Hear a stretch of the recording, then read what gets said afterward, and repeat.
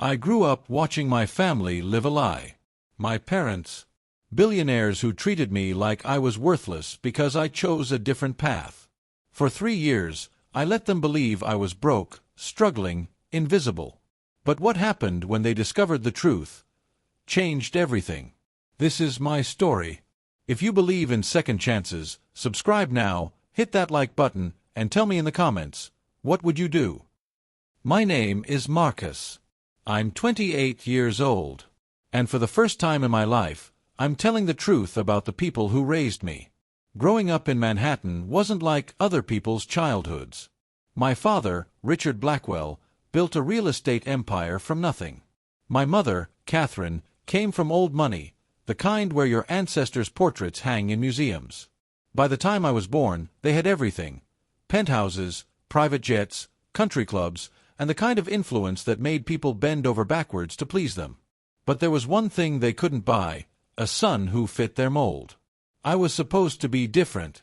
My older brother, David, was perfect: Harvard graduate, Wall Street executive, married to a woman from another billionaire family. He was the heir. I was supposed to be the backup plan, the investment banker, the social climber, the man who would expand the empire. Instead, at 22, I walked away. I didn't tell them I was leaving. I just left. I took a job at a non-profit organization in Brooklyn helping young entrepreneurs build sustainable businesses. The salary? $45,000 a year. My family's annual charity donations were 50 times that. When I told them, my father didn't speak to me for 3 months. My mother cried, not out of sadness, but out of shame. "What will people think?" she kept asking. Not "Are you happy?" but "What will people think?" For 3 years, I lived in a small apartment in Williamsburg. Tiny kitchen. Exposed brick. Neighbors who worked as artists and musicians. I was genuinely happy for the first time in my life. But I was also lonely. My family had disowned me, not legally, but emotionally. We'd see each other at mandatory holiday dinners, and every conversation felt like a battlefield. Then, everything changed. My father suffered a heart attack. Not fatal, but close. He survived, but it shook him. For the first time, mortality became real. My mother called me 3 days after he was released from the hospital. Her voice was different, softer, scared. "Marcus, we want to see you. Please come to dinner. This Sunday." I almost said no. Pride is a powerful thing. But something in her voice broke through my anger. Maybe it was fear of losing them forever. Maybe it was exhaustion from the silence. Either way, I said yes. That dinner changed everything. When I arrived at their Fifth Avenue penthouse, my mother hugged me like she was afraid I'd disappear. My father was in his study, still weak from surgery. We didn't talk about the 3 years of silence. We didn't talk about anything important. We just existed in the same room. Before I left, my mother pulled me aside in the kitchen. "Marcus, I know we've been difficult. Your father and we just want you to be okay. We want to help. Please, let us help." I looked at her, really looked at her. And I realized something. She thought I was suffering. She thought I was broke and struggling and regretting my choices. She thought pity and money could fix what had broken between us. That's when I made the decision. I would let them believe I was failing. I would let them think I was broke. And I would watch what they did, not with their money, but with their hearts. I had no idea it would destroy everything. 2 weeks later, my father called me. His voice was different, urgent, almost panicked. "Marcus, we need to talk.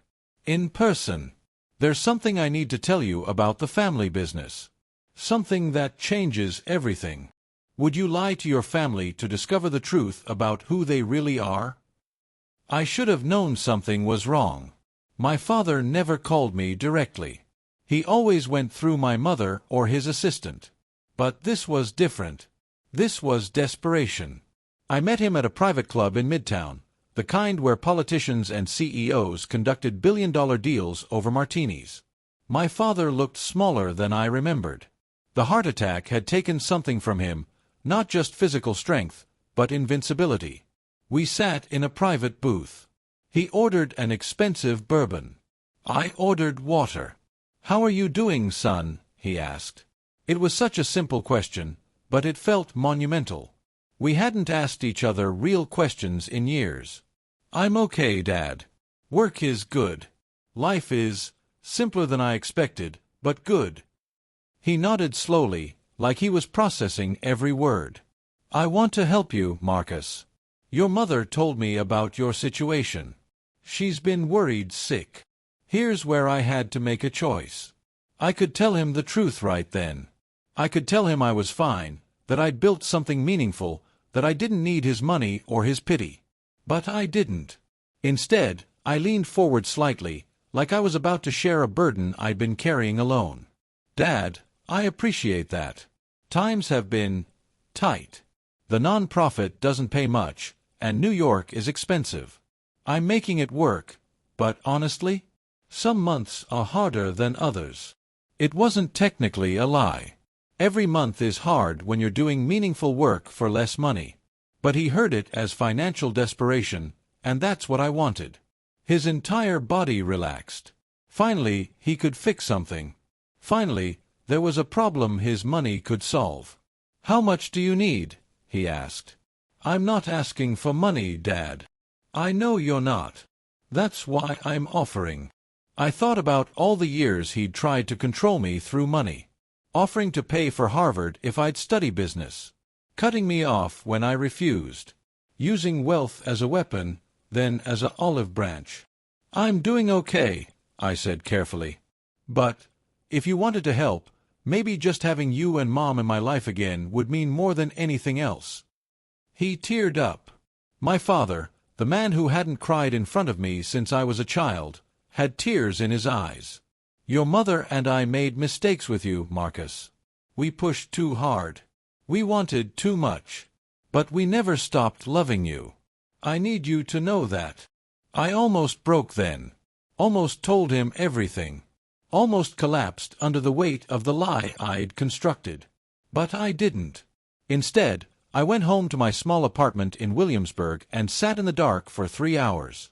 What I didn't know was that my father was already making plans. Plans to help me. Plans that would involve my entire family. Plans that would eventually expose everything. My mother started calling more frequently. Inviting me to lunches. She'd ask careful questions about my finances, my apartment, my life. I'd give her just enough truth mixed with strategic omissions to maintain the illusion of struggle. Then came the real test. The Connecticut house was everything my apartment wasn't. 15 bedrooms. An infinity pool overlooking the Long Island Sound. A staff of 5 who managed everything from meals to landscaping. It was beautiful and suffocating in equal measure. My mother gave me a tour like I hadn't been there 100 times before. It felt like a performance, her showing me the life I'd rejected, hoping I'd see it differently now. My brother David arrived Friday afternoon with his wife, Victoria, and their 2 children. David looked at me the way successful people look at struggling ones, with a mixture of sympathy and subtle superiority. He'd always been good at that. "Marcus, man, it's good to see you," he said, pulling me into a hug that was more for show than genuine affection. "Mom's been telling me about everything. It's rough, but it won't last forever. You're a Blackwell. We take care of our own." Except you didn't, I thought. For 3 years, you took care of your distance. That evening, my father hosted a dinner with some of his business associates. I sat at the table, playing the role of the struggling son, while millionaires debated tax policy and market trends. My mother kept touching my arm, checking on me, making sure I was okay. I felt sick. After dinner, I went to my childhood bedroom and found something that changed everything. On the desk, someone had left a folder. I recognized my father's handwriting on the label, "Marcus, Future Security." I shouldn't have opened it. Part of me knew that. But I did. Inside were documents for a trust fund. $2 million. Set to be distributed to me in installments, starting immediately. There was a letter from my father, dated 3 weeks earlier, before the heart attack, before the phone call, before any of this. To my son Marcus, it read, "I know I haven't been the father you deserved. I know I tried to mold you into something you never wanted to be. If you're reading this, it means something has happened to me, and your mother wanted you to know that you've always been provided for. This isn't charity. This is love. This is me finally accepting who you are, even if I couldn't do it while I was alive. Live the life you choose. That's all I ever wanted, even if I didn't know how to say it." My hands were shaking. I sat on that bed in my childhood room and cried. Not because of the money. Because of what the money represented. A father I barely knew, finally seeing me, just as I was destroying him with a lie. I had maybe 20 minutes to put it back before someone came looking for me. But I didn't. Instead, I took a photo of the first page with my phone. When I came down to the living room, my father was watching the news with David. They both looked up at me. "Everything okay?" my father asked. "Yeah," I lied. "Everything's fine." That night, I couldn't sleep. I lay in bed knowing that my family was trying to help me, while I was simultaneously deceiving them. The lie I'd constructed had served its purpose. I'd seen their true hearts, their genuine desire to connect. But now it was metastasizing into something uglier. The next morning, everything accelerated. My mother came to my room with her phone in hand. She looked upset. "Marcus, I need to ask you something, and I need you to be honest with me." My stomach dropped. "Of course, Mom. What is it?" She sat on the edge of my bed, and I could see her hands trembling. Victoria was talking to her brother last night. He works in venture capital in Brooklyn. He said he's invested in several non-profits there, and one of them is the organization you work for. He said the founder, you, has just received a $5 million Series A investment from 3 major funds. The color drained from my face. "He said you're the founder," she repeated. "Not just an employee. The founder." I opened my mouth to explain, to tell her everything, to finally come clean after 3 years of deception. But then my father and David appeared in the doorway, and I realized they'd heard everything. At what point does a lie become so big that the truth becomes impossible to tell? The silence in that room was suffocating. My father's face went through a series of emotions in seconds: confusion, anger, hurt, then something I'd never seen before: betrayal. "You're the founder," he said quietly, "of a non-profit that just received a $5 million investment." "Dad, I can explain." "How much are you worth, Marcus? Right now? How much?" I didn't answer. "David," my father said without looking away from me, "can you pull up the information on your laptop?" It took David maybe 3 minutes. He turned the screen to show our father, and I watched my father's entire body tense as he read. $8 million net worth. Projected to grow to $50 million within 5 years based on the nonprofit's trajectory and my equity stake. My mother put her hand over her mouth. "You lied to us," she said. Not angry. Disappointed in a way that was somehow worse. "You came here and played poor," David added, and I could hear the judgment in his voice. The superiority. "You let us think you were struggling while you were building an empire." "That's not." "What is it, then?" my father interrupted. His voice was cold now. Professional. The way he spoke to people who'd betrayed his trust in business. "Explain it to me, Marcus. Help me understand why my son would lie to my face about his life while accepting my sympathy." I stood up because sitting felt like accepting defeat. "You want to know why?" I said, and for the first time in that conversation, my anger surfaced. Because I needed to know if you loved me or loved what you thought I represented. I needed to know if you could accept me, the real me, without judgment or expectations or plans to fix my life. So you lied, my father said flatly. Yes, I lied. And you know what I learned? I learned that you were willing to help. That you actually cared about my life beyond how it reflected on you. For the first time, I saw who you really were underneath the billionaire exterior. And that person was worth knowing. My mother was crying now. But you had to deceive us to do it, she asked. You couldn't just tell us you wanted us to accept you as you are? Could I? I challenged. Really? Or would it have turned into another negotiation? Another attempt to redirect my path? Another disappointment that I wasn't living the life you'd planned? My father stood up slowly. He looked older than he had 2 days ago.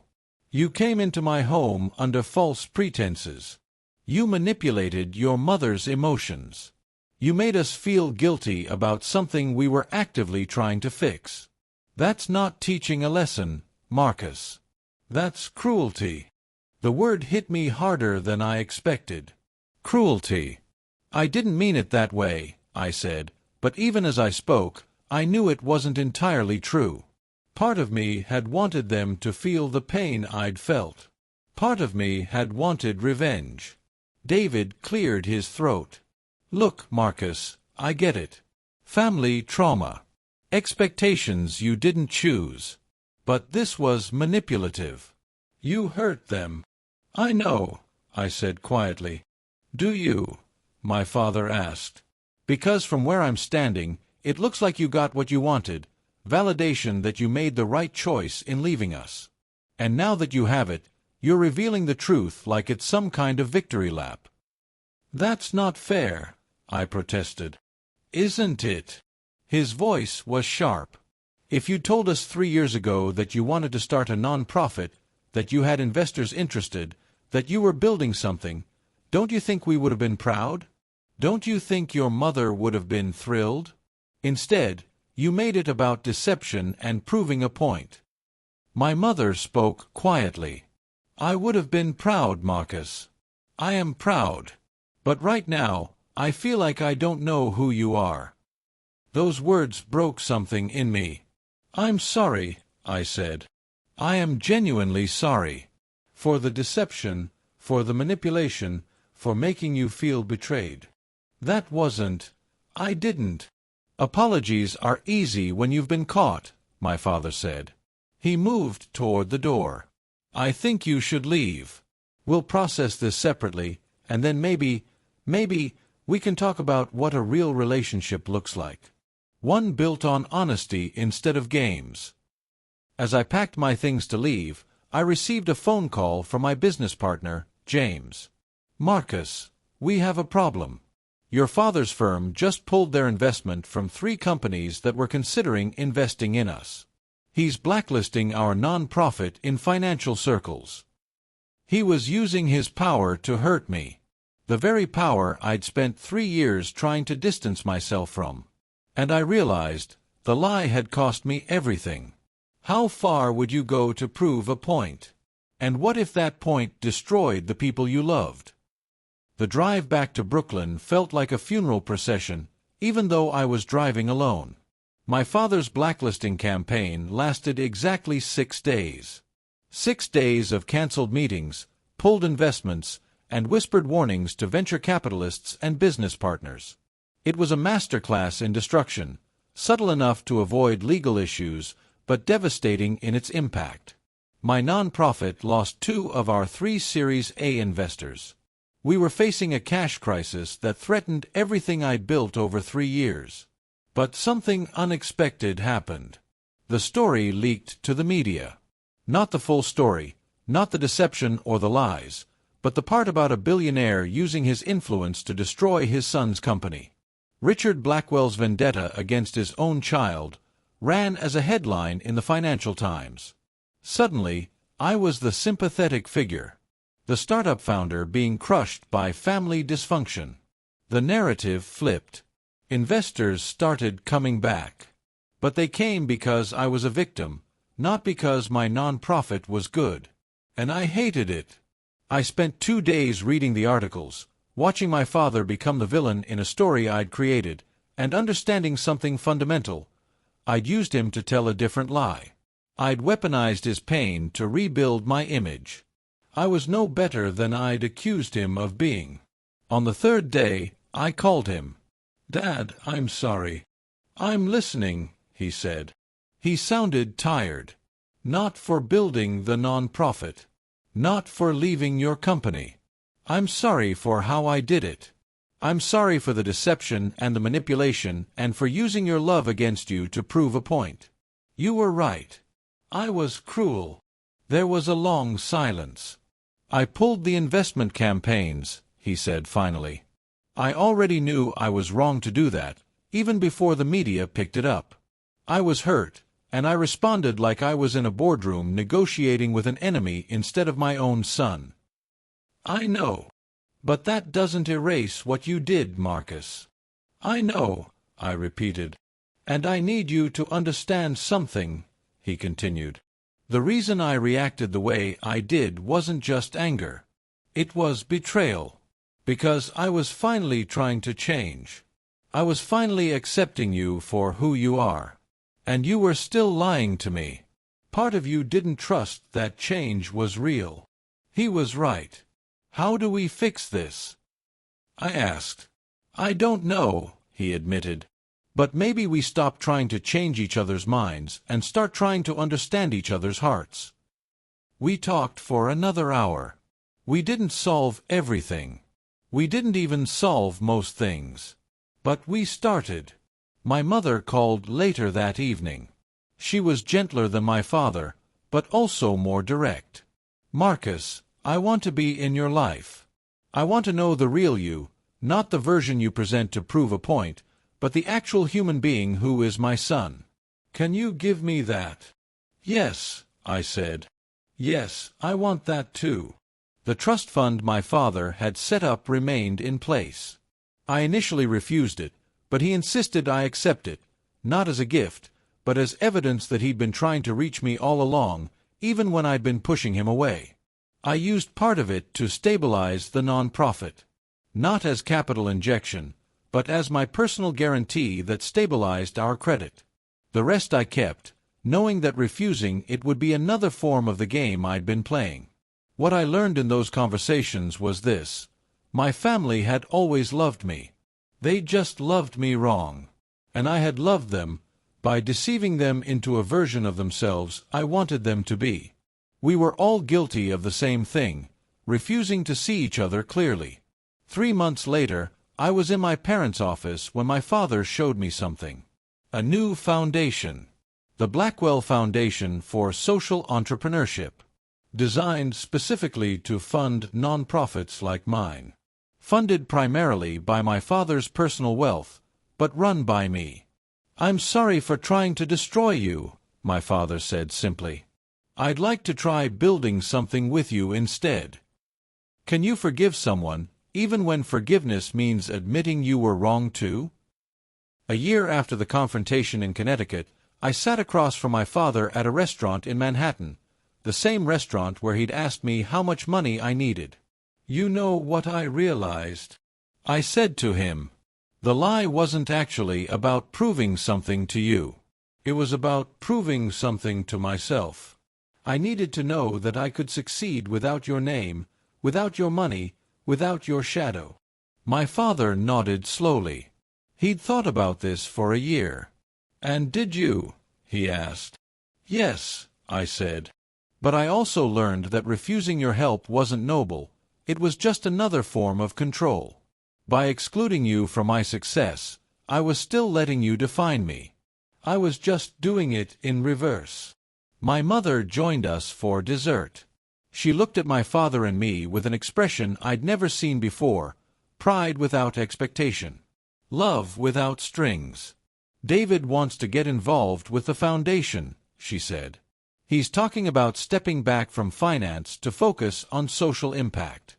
Says watching you two figure this out made him realize he's been running from his own life. I laughed. Look at us. A family of people running away from each other, finally turning around and walking toward each other instead.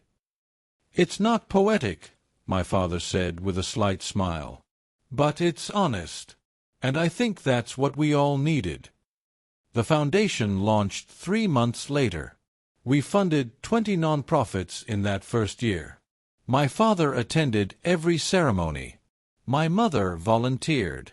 David left his firm and became the foundation's chief strategy officer. We weren't perfect. We still had conversations that were difficult. We still had moments where old patterns emerged. My parents offering unsolicited advice, me getting defensive, David trying to fix things with money. But here's what changed. We started acknowledging the patterns instead of pretending they didn't exist. My mother asked me directly, "Am I overstepping?" instead of me seething quietly. My father said, "I want to help, but I also want to respect your autonomy. Tell me which one you need," instead of assuming he knew best. I learned to say, "I appreciate your input, and I'm going to do it my way anyway," without it feeling like rejection. The nonprofit grew. We served over 10,000 entrepreneurs in 3 years.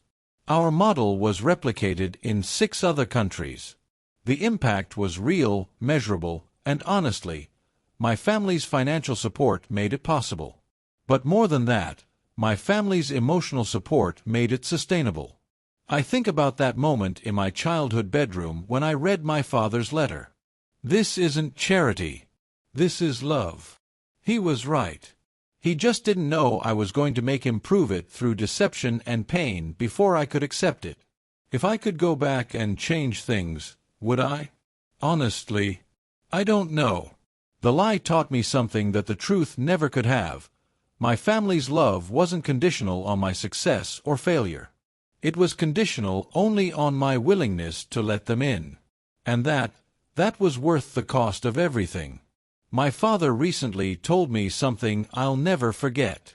We were walking through Central Park, and he said, "Marcus, I spent 30 years trying to build an empire so I could give you everything. It took you 3 years of pretending to have nothing for me to understand that the only thing you actually needed was me, the real me, not the billionaire version." I hugged him. We stood there in the middle of Central Park, 2 men who'd hurt each other deeply, finally understanding that the hurt had been necessary to get here. To honesty. To vulnerability. To love that wasn't complicated by expectation. To hearts mended. Every family has secrets. Every family has pain. Every family has the potential to either destroy each other or transform each other. The question isn't whether you'll hurt the people you love. You will. The question is whether you'll have the courage to fix it. My story isn't about winning. It's not about revenge or triumph or proving anyone wrong. It's about realizing that the only way to fix a broken family is to stop pretending it's okay in the first place. If your family is struggling, if there's distance between you, if you've built walls of protection that have become walls of isolation, I'm telling you now, the path to healing starts with truth. Uncomfortable, painful, messy truth. But the reward. The reward is a relationship built on foundation of who you actually are, not who anyone else needs you to be. And that's priceless. If this story moved you, if you see yourself or your family in Marcus's journey, please leave a comment below. Tell me your story. Tell me how you've healed broken relationships. Tell me if you believe in second chances. And if you haven't already, subscribe to our channel. Because every week, we share stories of transformation, resilience, and the power of choosing honesty over comfort. Thank you for watching. Thank you for caring. Thank you for reminding me that we're all just trying to find our way back to each other. I'll see you in the next story.